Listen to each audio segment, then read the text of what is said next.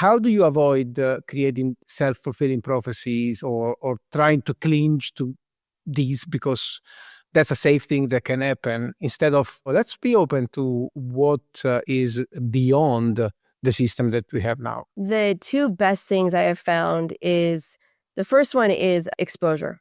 That's why we named it exposure therapy too, by the way. But outside of exposure therapy is most of my job is just constantly exposing myself to things that I don't normally have exposure to. And a lot of times that means being very uncomfortable. I get exposure to things that I don't like, things that make me sad, things that make me really uncomfortable, ideas, people, narratives, communities, whatever.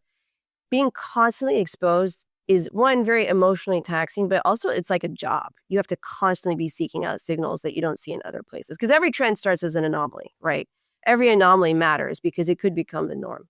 So finding systems for exposing yourself to the outer edges of where culture is being created is the first thing. And then the other thing is to constantly stay optimistic because you see a lot more signals for what they are when you're optimistic than when you're pessimistic. When you're pessimistic, like everything just looks like a problem, not an opportunity.